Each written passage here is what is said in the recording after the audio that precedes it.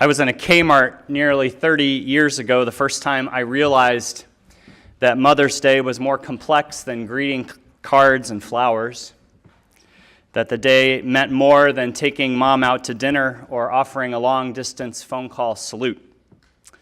I'd been walking the main aisle of the store, glancing up and down in search of some generic purchase when I was halted by the greeting card section, an aisle featuring several signs with colorful, bold-faced type prodding customers to do some consuming. "Remember Mom," they called out. "Don't forget Mother's Day," they pleaded. This display was typical for the season, no different than any Mother's Day display of my past. The problem was, I was different. My mother had died earlier that week, and my world was turned upside down. In the midst of my sorrow, these familiar Mother's Day reminders were offering images to me that transcended cards and flowers. Remember Mom. I felt as though I had just received the secret handshake to a club for which I'd had no use just a few weeks earlier. A club of survivors. My membership sealed by my realization that Mother's Day is not just a day to send flowers or take Mom out to dinner. It's a day to remember what is but will not forever be, a day to remember what was but is now no more, and maybe a day to remember what never was and may never be. During my visit to Kmart, I had been unexpectedly invited into a new way of viewing this holiday, this second Sunday of May, a day I had taken for granted ever since my first Sunday school-produced construction paper greeting card featuring glitter and dried macaroni. Now I found myself more capable of thinking about the variety of ways in which others might be viewing this annual marking post of time. Mother's Day is one of the more complex holidays in the calendar because at its core are issues intricately woven into the fabric of our lives. It's a day to honor the woman without whom we would not be here, but for many, it is also a day to be reminded of an unfulfilled desire to bear children of our own. It's a day to be together with the woman who sacrificed much of herself in order to have and raise offspring, but it is also a day for many to be reminded of challenging relationships, unresolved conflict, mothers who are no longer here to visit. It's a day for mothers to be surrounded by their children's affection, but for many, it is a day to remember children whose lives ended too soon. It's a complex day for those who have miscarried or terminated pregnancies, for those mothers who relinquished their children so that they could be blessings to their adoptive families, and for those women eagerly awaiting adoption or pregnancy themselves. And so with love and compassion, let us not forget the complexity of this day.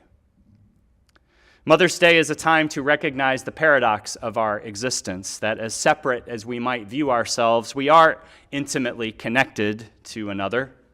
At the same time, as connected as we sometimes are or long to be, we are forever separate.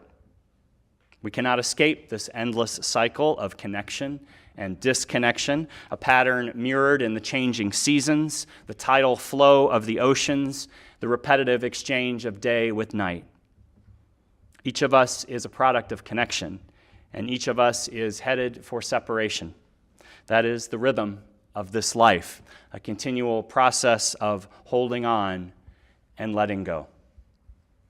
It's extraordinary, this give and take that enables each of us to exist.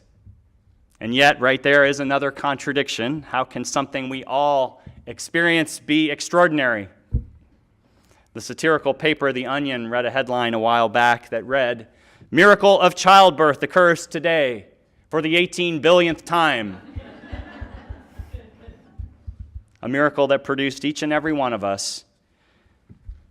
But that doesn't make it any less miraculous, any less wonderfully amazing, does it? Extraordinary and mundane at the same time. Perhaps the most extraordinary aspect of childbearing is the surrender of the mother's body to the life growing inside. It amazes me. a walking incubator. Each mother's body is taken over for around 10 months by a force with an ever-developing mind of its own. Kind of sounds like the plot of a horror movie. And let us not forget the continued surrender required once the baby arrives. Along these lines, I've heard comedian Rita Rudner say that she and her husband were trying to decide whether to buy a dog or have a child, whether to ruin their carpets or their lives.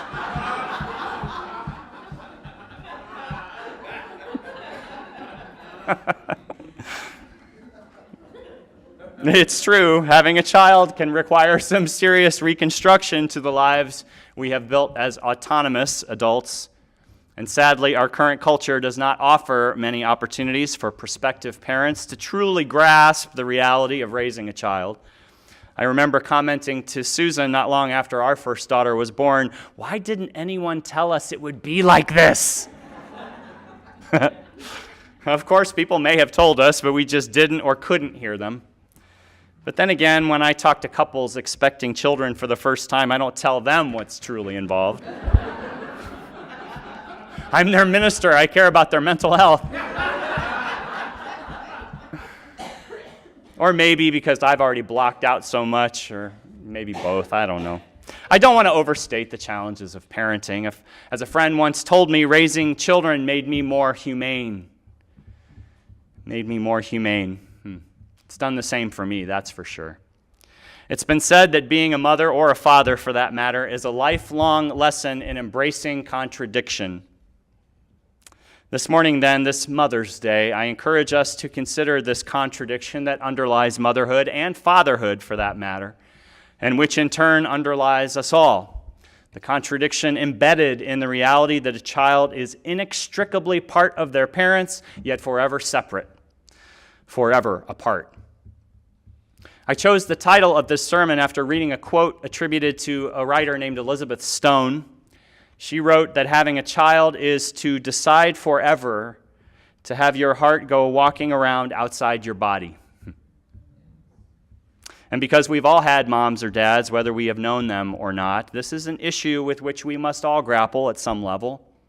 For if a child carries a piece of their parent's heart, then do not parents forever carry a piece of their child's heart? In the reading this morning, a mother chases her daughter down the beach, almost pleading for her to recognize the miracle of their connection, while the daughter can apparently only conceive of the miracle of herself. It just made me think of my teenage daughter. I'm sorry. Sorry, Leah. This young mother is then left to stand by, watching, waiting, staying out of the light. Nora Akja-Keller shares another story of mother-daughter separation, the first day of kindergarten. She reaches a similar conclusion.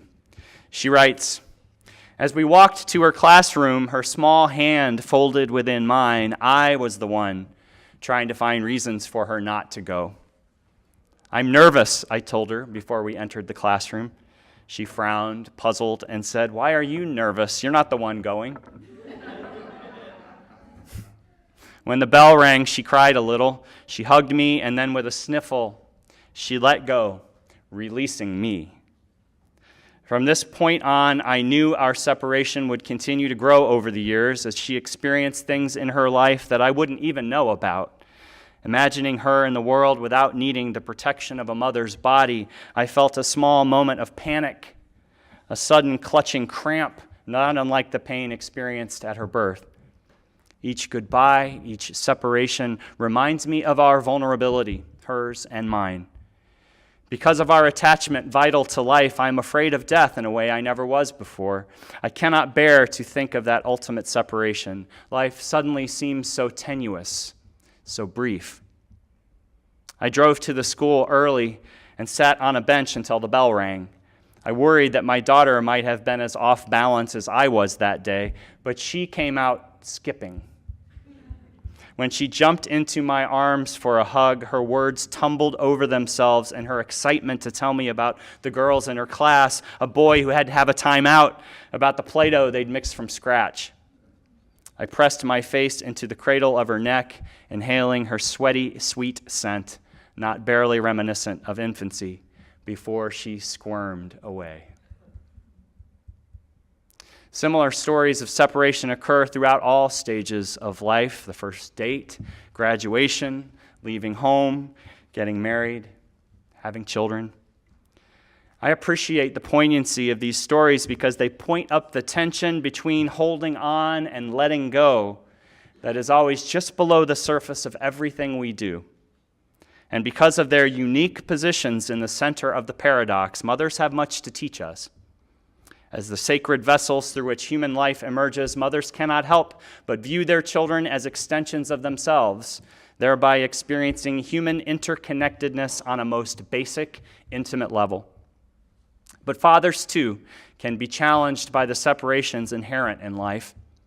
In this poem entitled No Longer a Teenager, Gerald Laughlin reflects on the changes in his relationship with his daughter. He writes, "My daughter, who turns 20 tomorrow, has become truly independent. She doesn't need her father to help her deal with the bureaucracies of schools, HMOs, insurance, the DMV. She is quite capable of handling landlords, bosses, and auto repair shops, also boyfriends and roommates, and her mother. Frankly, it's been a big relief. The teenage years were often stressful. Sometimes, though, I feel a little useless. But when she drove down from Northern California to visit us for a couple of days, she came through the door with the biggest, warmest hug in the world for me. And when we all went out for lunch, she said, affecting a little girl's voice, 'I'm going to sit next to my daddy.' And she did, and slid over close to me so I could put my arm around her shoulder until the food arrived. I've been keeping busy since she's been gone, mainly with my teaching and writing, a little travel, but I realize now how long it had been since I had felt deep emotion. When she left, I said simply, 'I love you.' And she replied quietly, 'I love you too.' You know, it isn't always easy for a 20-year-old to say that. It isn't always easy for a father. Literature and opera are full of characters who die for love. I stay alive for her."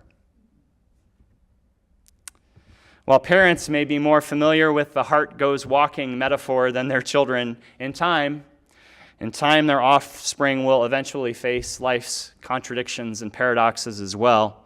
For while we are all consciously or unconsciously connected to our parents, the intensity of that connection demands separation, requires that we pull away from the very source of our being. But further down the road of our lives, if we are lucky, we may have the opportunity to come to terms with the connection we have left behind along the way.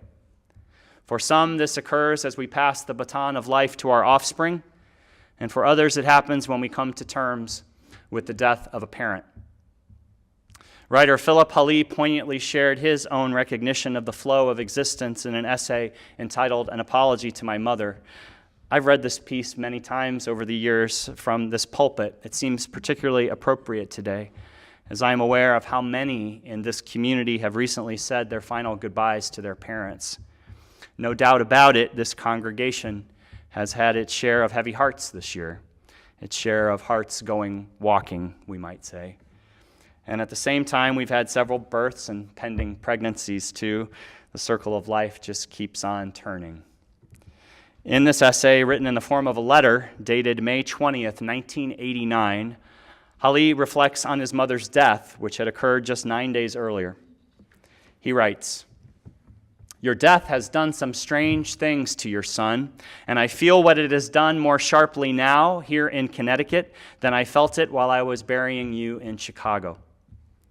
One of the things it has done is to make it impossible for me to lie to you anymore. Before May 11th, I used to say to myself, 'She's there in Chicago, she'll never find out.' No more. I once thought that death is only parting, but it's more strange than that. Now I feel that you were separate from me before you died. While you were alive, you were there outside of me, there in Chicago, or there across the table, stroking your right eyebrow and dreaming. I could think my own thoughts, I could plan my own travels. I could feel my own guilty disdain for your fears. But now you are within me as you have never been before. Now there is nothing you cannot find out about my thoughts. Sometimes I am like an empty house that is full of your spirit, your fears, your sense of humor. It was only your body we buried in that hole on that rainy day in May, your body which was always separate from me ever since you gave birth to me. I feel your soul as I never felt it before you died. Life parted us, not death. Even as we discover the ultimate separation of death, so too may we rediscover the initial connections we may have spent a lifetime forgetting. And for me, therein lies the true importance of this holiday, this Mother's Day and the Father's Day that will follow in June. No matter how many difficult or beautiful memories these days conjure up for us, no matter how connected or disconnected we may feel to our moms and dads, these days can remind us that life is far more temporary than it may seem. And each of us, by nature of being human, will one day have to let go of those who gave us life. And we will each have to let go of those to whom we have given life. So as we gather this Mother's Day, this day to honor those to whom we owe our lives, may we remember that behind every separation is a connection to life, to love, and to the extraordinary flow of existence of which we are a part. And may we rejoice in the courage and the joy of sharing our hearts, of surrendering to forces greater than our individual lives. And when our hearts go walking, as they will, may we find the strength to enjoy the ride and to delight in the patterns of the tracks left behind.